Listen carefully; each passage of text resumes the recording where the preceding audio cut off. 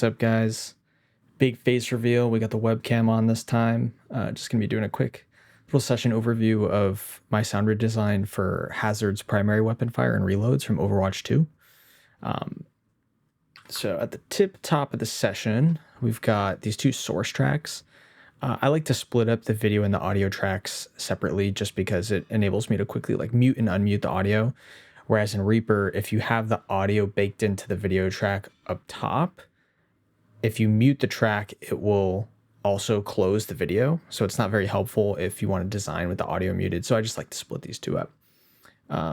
If you don't know how to do that, assuming this track had video, you just pull open the video track, right click, hit video item properties, and then you would set this audio to disable audio. I think by default it's used global default. And then you could just duplicate the track down with just the audio, and then you've got these separated. So it's very helpful if you want to spot check between the source audio and what you're working on. I try not to reference the source audio all that much because I am trying to, impart my own take on the sound redesign. I don't want to be too influenced by the original content, but sometimes it's nice as a palette cleanser if you want to say like, okay, is my stereo width too much? Is the loudness kind of in the ballpark? You can just refer to the shipped audio. So that can be helpful.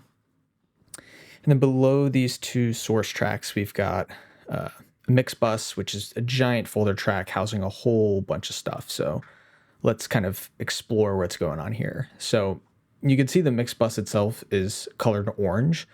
A lot of the color coding across my session is such that the orange folder tracks represent like top high level tracks, kind of like mix buses.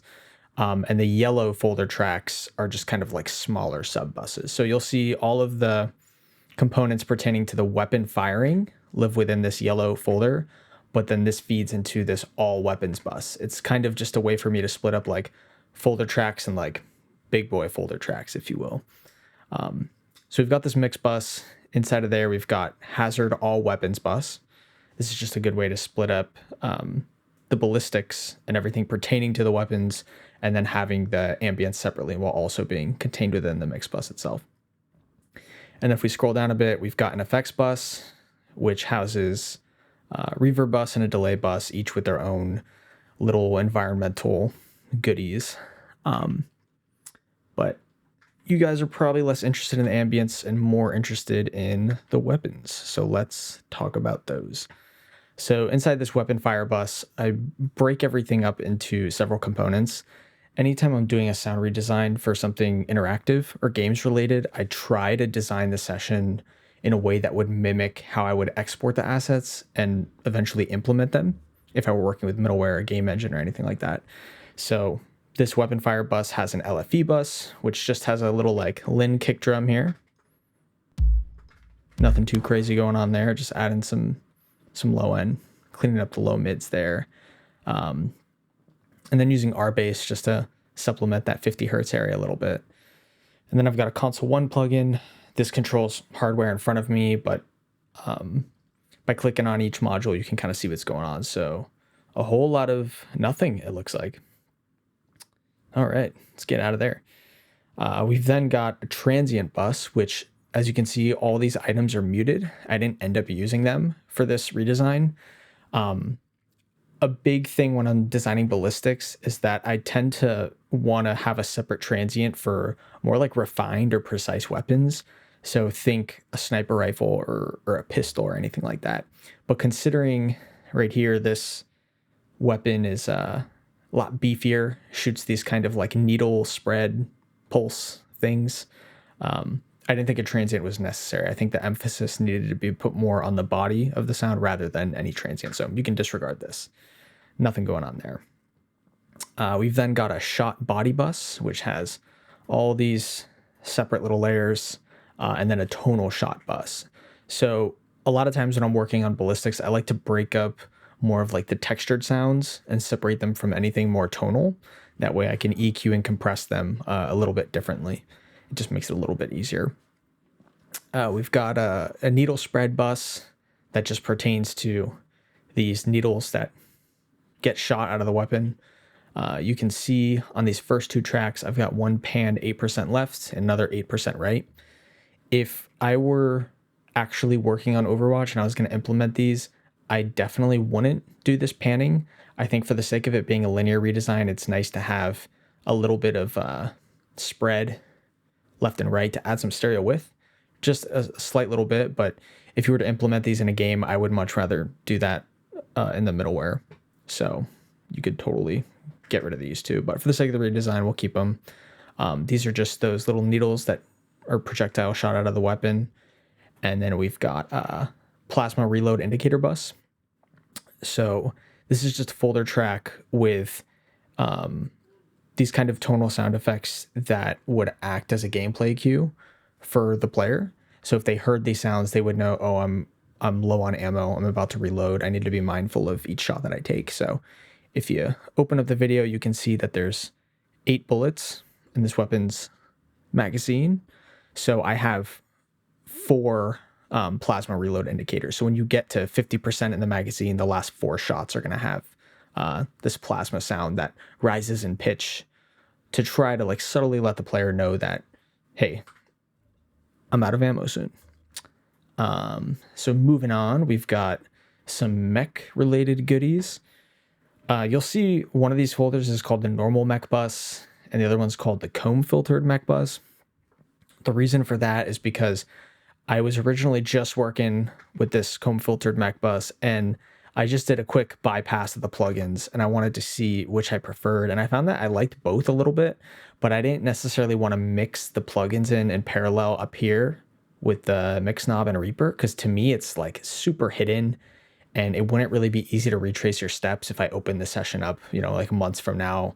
Like good luck remembering that you mixed this in 50% on all the plugins. So what I did was I bypassed all these, I printed all these mech sounds, and then I placed them on this normal mech bus so I could kind of blend them into taste. Now, another thing you might notice looking in the session is that I've got a lot of item clip gain rather than touching a lot of the volume faders. For the sake of gain staging, I typically prefer to mix on the item level before it hits my track. The only time I'll use the track faders more is if I've got a lot of compression going on because I wouldn't want to alter the item clip gain because that would impact how it's hitting the threshold of the compressor. But just something to be mindful of, you'll probably see everything is set to unity gain for the most part. Very seldom am I touching the volume faders throughout here, but yeah, just something to keep an eye out for. So yeah, these are all the mech elements, and then we get down to the tail. So the tail itself, I kind of took a different direction than what I usually do. Usually I'll make sure that the actual ballistics are designed and mixed and ready to go before I'll export a version of that to act as the tail layer.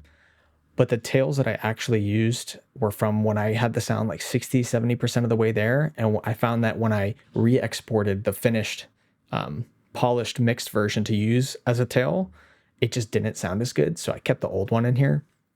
But basically, this is just the dry weapon fire. I had soloed this bus and printed it. So it has the LFE, the shot body, the plasma reload, the mech, all this stuff. And I bring this to a tail track, and then I just fed it through some convolution reverb. I think I used the Eerie Loading Dock preset from Kilohertz. Do some EQ, mostly to get rid of that low end that we don't need and clean up the mid-range a bit so it's not stomping on the weapon fire, but kind of more acting as this stereo spread on the outside. And then I used Echo Boy, particularly in dual echo mode. I find that doing it this way can be more indicative of selling the reflections of the environment. So as you can see here, we're kind of like in the practice range of Overwatch shooting in between these two buildings. So I thought, you know, there'd probably be multiple reflections, probably an early reflection within, I don't know, 10 to 20 or 30 milliseconds, and then maybe a more distant one in this mountainous area. So that's why in this dual echo, you've got one that's like 26 milliseconds, another that's 122. And usually what I'll do is apply an LFO that's subtly moving both of these echoes a little bit so that each echo is different every time it triggers, give or take a few milliseconds. But for the sake of this, I just kept it a little bit static. It's very much a background detail. I then fed the signal through more reverb, this time with a 17 millisecond pre-delay, about a half-second reverb time. And then we got Pro Q cleaning up the mids. And then on the tail bus itself, a little bit more EQ. And then we've got some sidechain compression, which is triggering from, I believe, the shot. Yeah, shot body sends to the tail into the sidechain input so that every time the weapon shoots, the tail itself is being ducked a little bit. And then moving on to the reload bus. This is broken up into several folder tracks. We've got one for just the gun mech handling. So this little section, handling in the beginning and then handling at the end. Then we've got a reload bus, which is kind of where the actual mechanisms of the gun are kind of moving around. So here's what that sounds like. So these are a little bit more tonal and mechanical.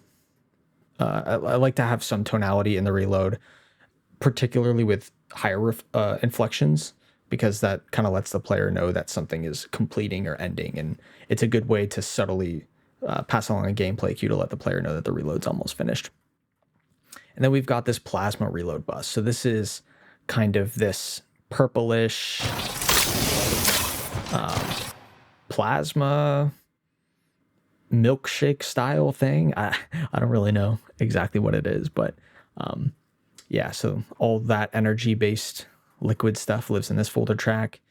And then we get down to the ambience, which I'm not really going to go over because I have this kind of like ambient template that I use for all my Overwatch sound redesigns, and I end up just like copy pasting this into every session and then doing the actual asset level stuff separately.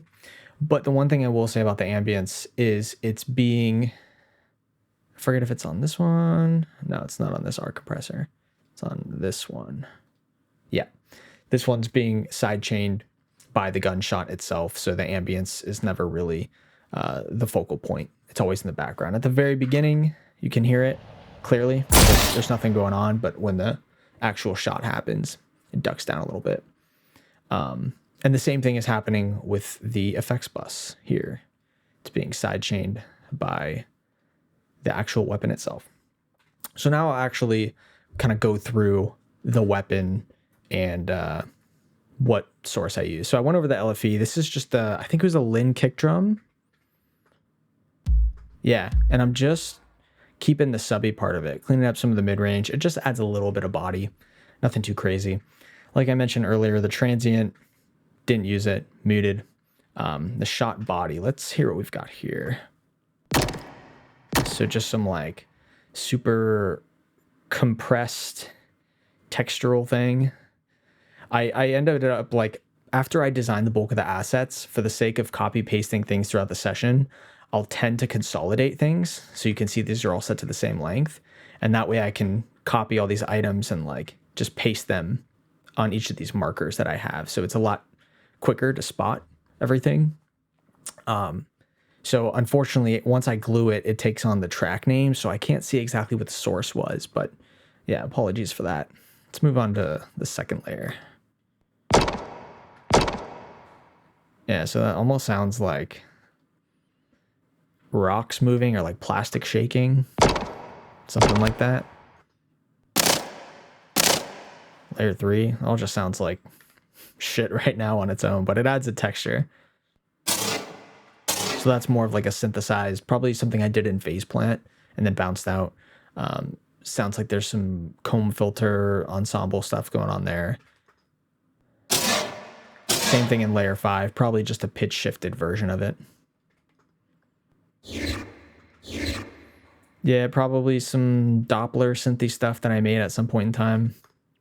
Same thing there. What was this?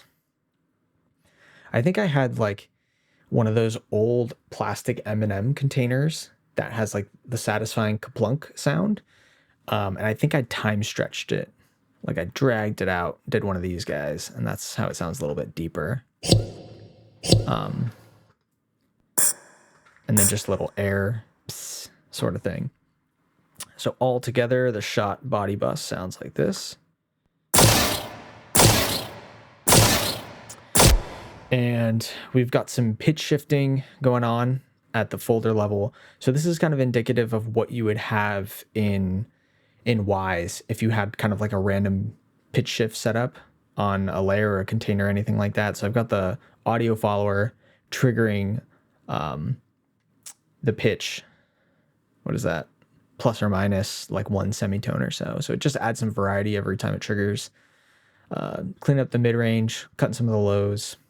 Console 1, got a filter, low cut at 65 hertz, got some compression, pretty radical EQ. This is linked to hardware, so I find that I make more drastic EQ decisions when I use the hardware, which is probably a good thing because you're using your ears and not your eyes, but that's why that looks a little wonky.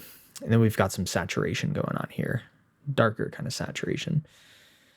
Moving on to the tonal shot bus. Let's hear that. Yeah, so this is very much, honestly, this one probably should have been called tonal body bus, and this one could have been like textural body bus, because this just sounds like a lump of shit being compressed pretty heavily. So let's hear the individual layers. Yeah, so that sounds like a taser that was stretched out a little bit, and I've got some pitch shifting going in an upwards motion. You can see that I try to mimic pitch randomization across all these items for the different shots. So that's why you can see some go down, some go up, and they change on each item basis. Let's go to the next layer.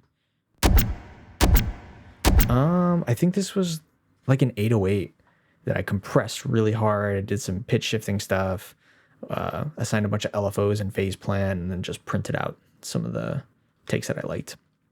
Got a Mog EQ. Absolutely cranking up 40 kilohertz because we can all hear that, right? No, this EQ is great because the shelf kind of slopes down into the audible range. So even though the center frequency is at 40 kilohertz, this goes down into the 10, 20 kilohertz range, and it does make things noticeably brighter. So without it, it sounds like this.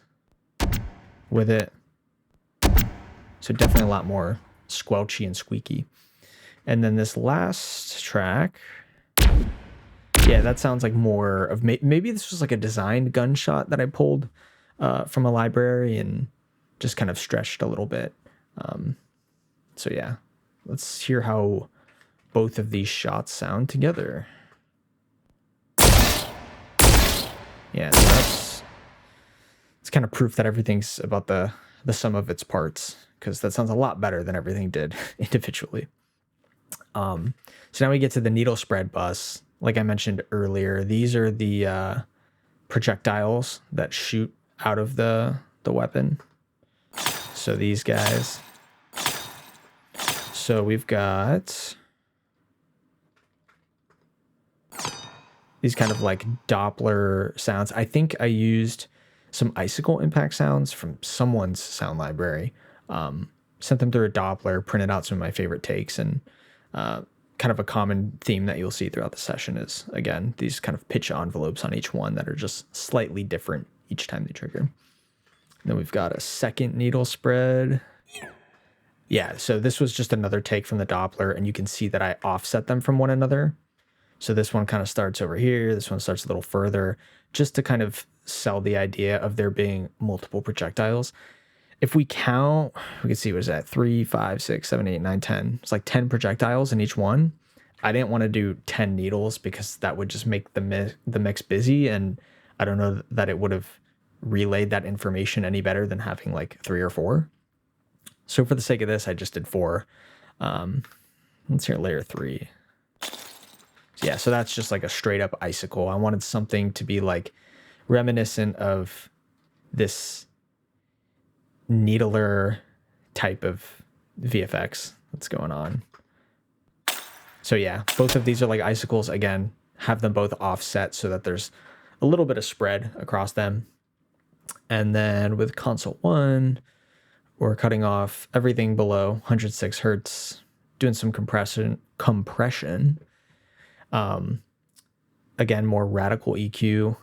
Got some saturation going on. So before that processing, it sounds like this. And with the processing, a little bit darker.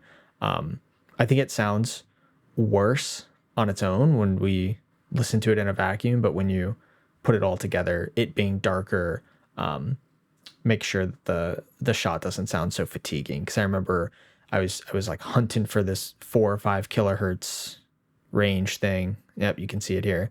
And I found it in this needle track, so I made it a lot darker so it'd be less fatiguing on the ear.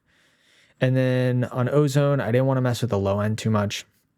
So everything above 171 hertz, I'm adding a little bit of width. Probably could have got away with this or without using this, but oh well, we did it. Let's just move on. So now we're at the plasma reload indicator section. So this is one of my favorite parts of the sound. I spent a good amount of time on this. I wanted to make sure that I got the energy sounding right. So here's how this sounds on its own in isolation.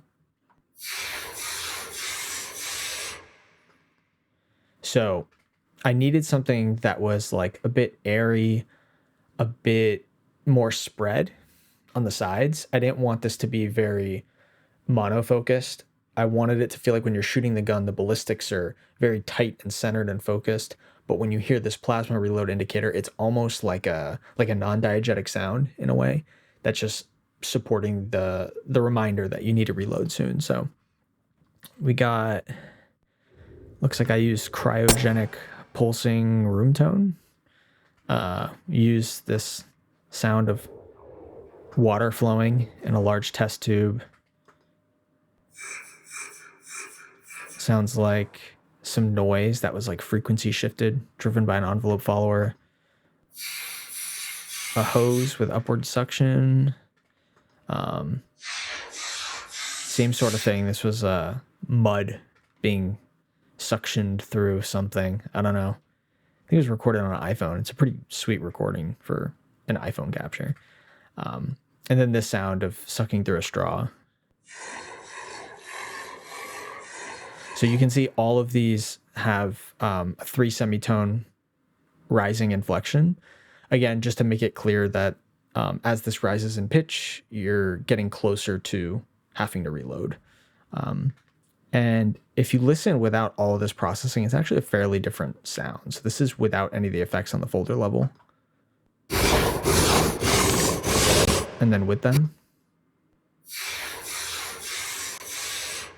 So mostly mixing it just so it's not stomping on the ballistics of the gun or anything like that. But Snap Heap is doing a fair bit of modulation. I've got ensemble mixed in very lightly just to add some width. Same thing for a flanger, bit of distortion, disperser, and again, lightly mixing in some chorus.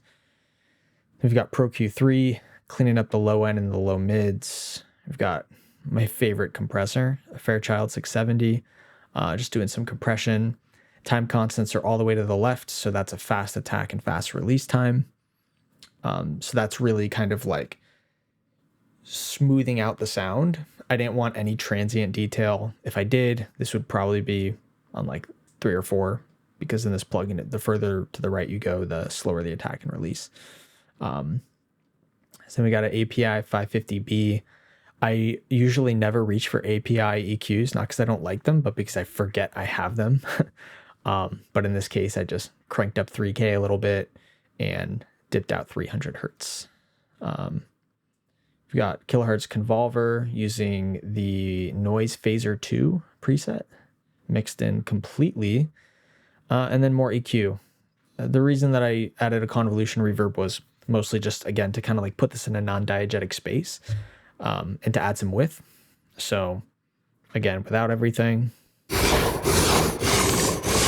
and then with everything.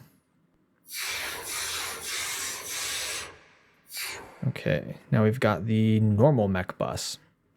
So I'm going to skip to the comb filtered one, and we'll come back to the normal mech bus, because this is just, like I mentioned earlier, derived from the OG mech. So let's go through this filter by filter, or layer by layer rather. So just metallic sound. I think that might have came from my vintage cash register library. I've got a free library on Gumroad where I recorded this like old Tom Thumb cash register. I'll link that in the description below. You can get it for free. But I think this was derived from that.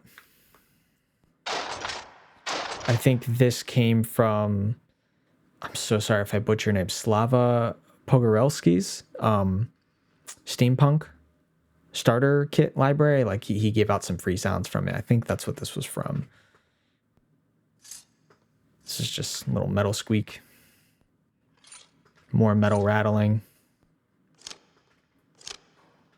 Yeah, they're all pretty indistinct of one another.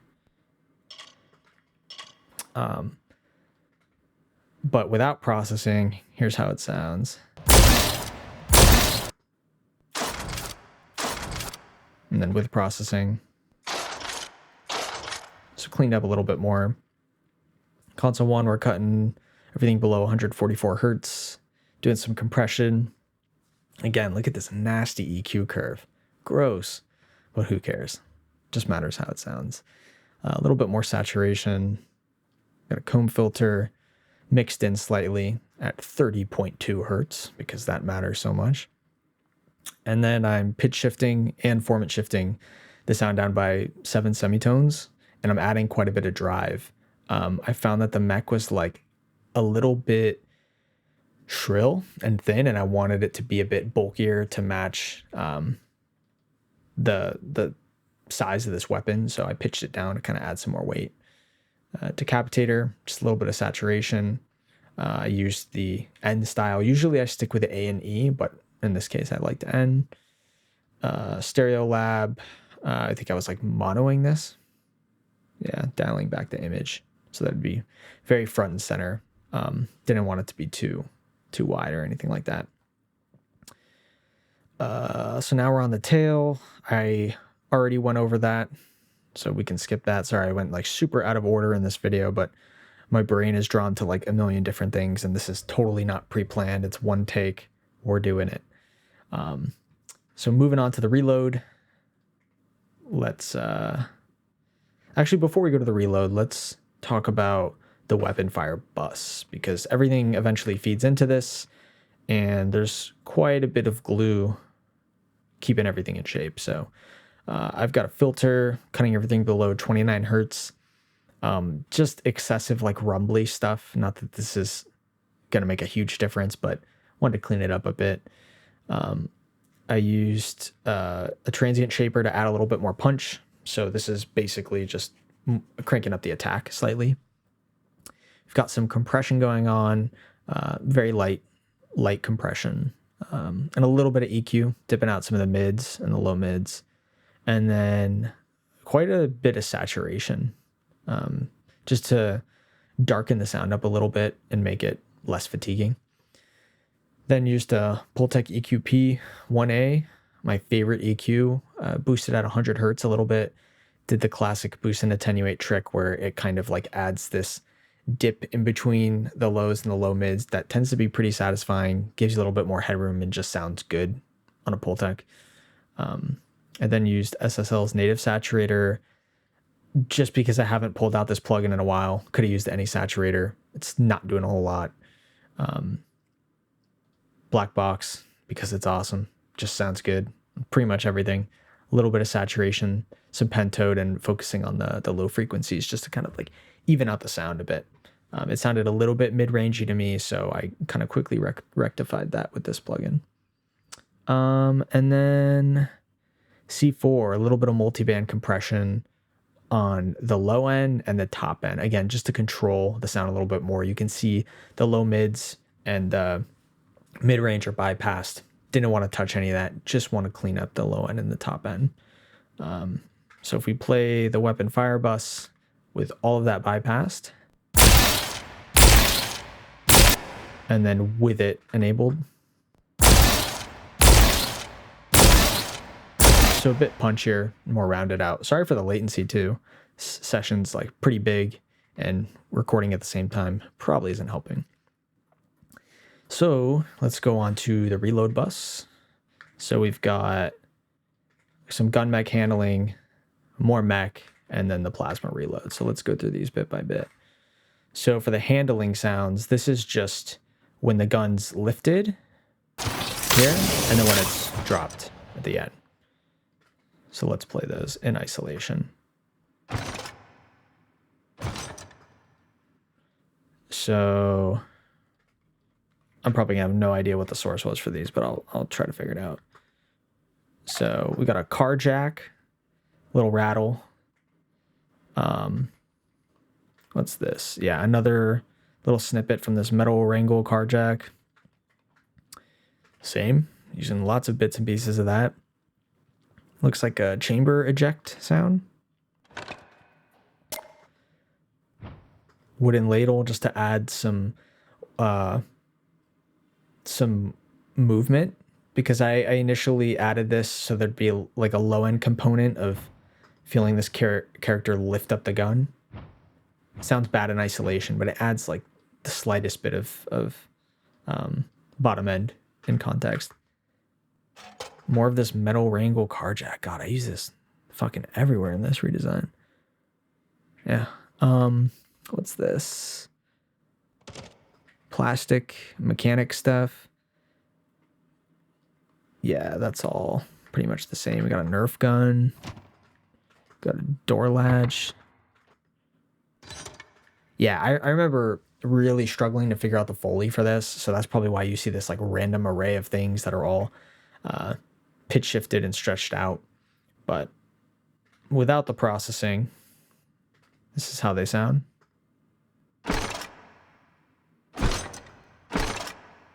So using console 1, cut 63 hertz and below, loaded in Fairchild 670 with a time constant set to 1. So that would be set to 1. Fast attack, fast release. And then we've got some drive, so a little bit of saturation, making the sound a little darker. And then guess what? Another 670, because we definitely needed this. Doing a little bit more compression just to round out the sound. Frequency shifting everything down 170 hertz. This is big for Foley. I found that oftentimes if you've got metal where you like the rhythm and the texture, but it doesn't sound thick enough or powerful enough, frequency shifting metal sounds can help.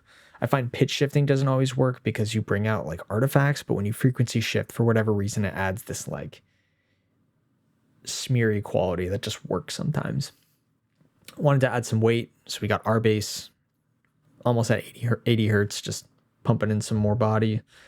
And then SSL saturator, just doing a little bit, not a whole lot. So that's most of the handling. Then we've got the actual reload bus itself. So let's go through these. Got chamber eject sounds. So you can see that this first clip plays when the weapon is lifted up, and this clip plays when the weapon is lifted down. I'm sorry. It's when this portion of the weapon kind of like contracts and then extends. I'll play that again.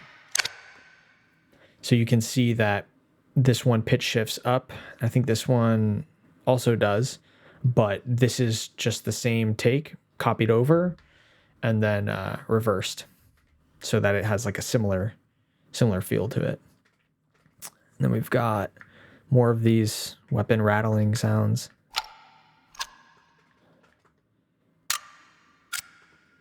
More mech stuff. Again, these are all reversed sections of this first one. It's kind of just a quick way to keep cohesive punctures between two separate weapon sounds. Then we've got this mech load sound. This was from my last redesign of Anna's Mythic Midnight Sun weapon. So I just took some of the source and it's just added like a nice mechanical element to that contraction. And what's this? Sounds like a car thud. Oh yeah, all these layers here, these are supposed to be for the spikes protruding. So some tonal elements, and just some nice textures overall. So these are from Foley from a car, and then I've got some of Akash the Car's metal impact rings. That's where most of the tonal stuff is coming from. So I'll play that for you guys. So you probably could use like a tuning fork or a knife or something like that to substitute these. And then we've got, these were some like knife stabby sounds from a horror project I worked on earlier this year. Just wanted something a bit more sharp and visceral for those needly boys. And then we've got more weapon rattles here. And then, so shout out to George Bafalukos. These are some sounds from a Nerf bazooka gun. These sounds are super useful. Play them for you. They just add like a nice thunk, like popping sound that's really satisfying. So all that together sounds like this. Play that one more time. And then all I'm doing here, what am I doing? No filtering going on. Cranking up the attack on the transient shaper. Little bit of compression, some EQ, clean up the low mids, and a bit of top end. And then adding saturation with the character set to a positive value, which is making it a little bit brighter as opposed to darker. And then we've got the plasma reload. So this is probably where I spent the most time. So that's just the sound of that, kind of like I described it earlier, like a milkshake of plasma or whatever, rising to the top as the weapon reloads. So let's play all the source individually. So this was a particle weapon from some part of my library. This was a taser, pitch shifted up. Taser that's a bit deeper, lower in pitch. Sound of a pistol charging up from my library. Another library sound, little like riser sci-fi thing. This is just some LFO'd stuff from Faceplant. What's this? Frying frozen beef. Shout out James Rogers.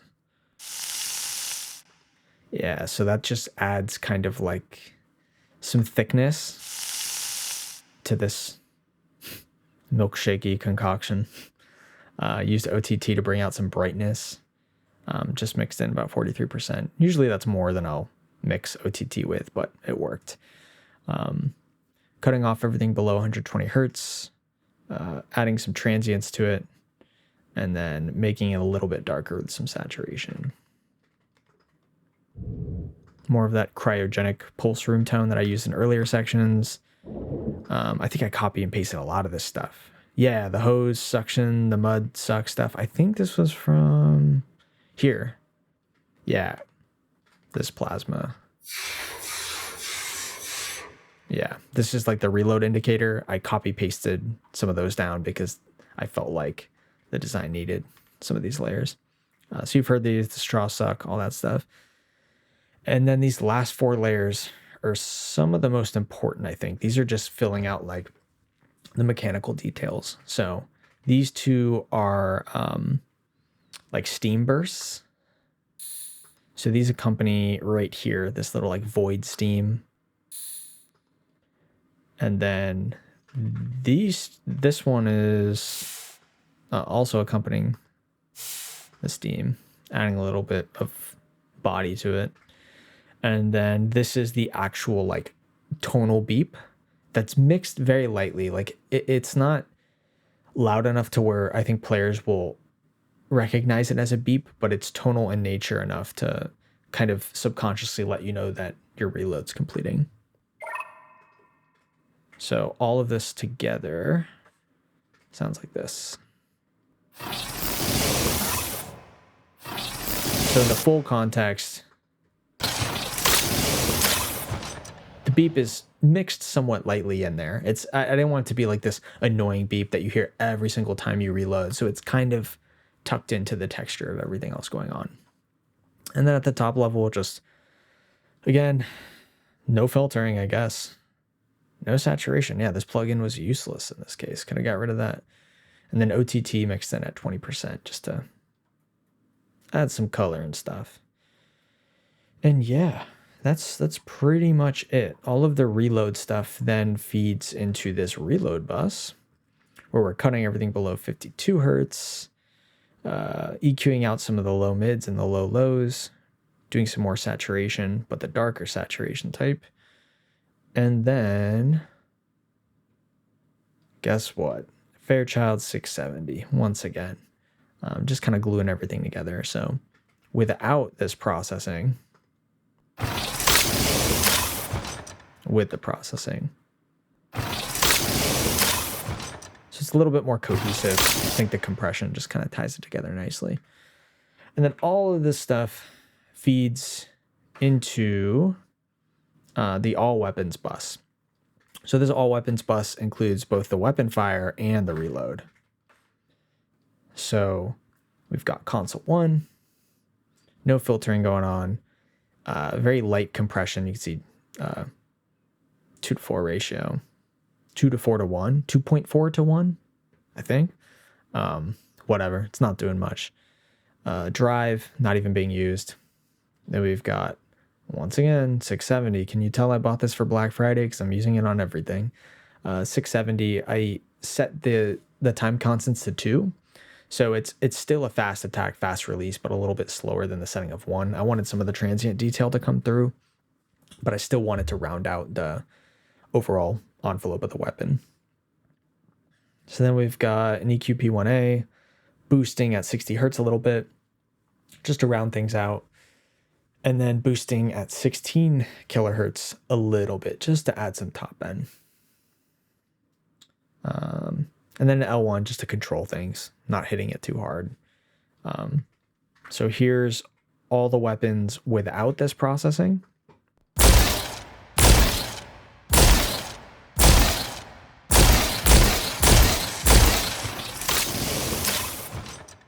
And then with the processing.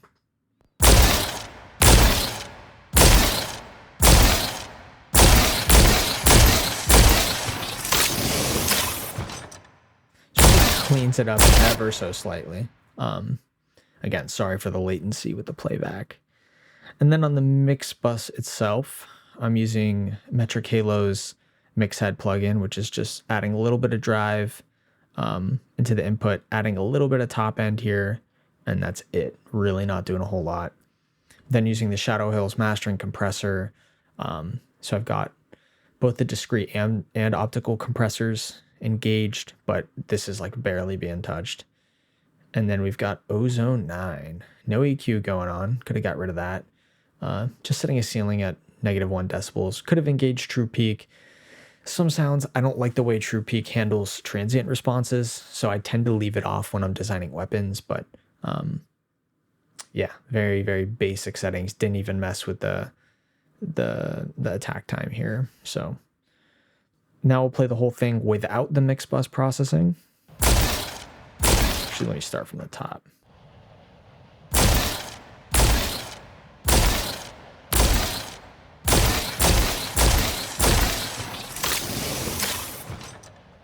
Now let's play it with the mix bus processing.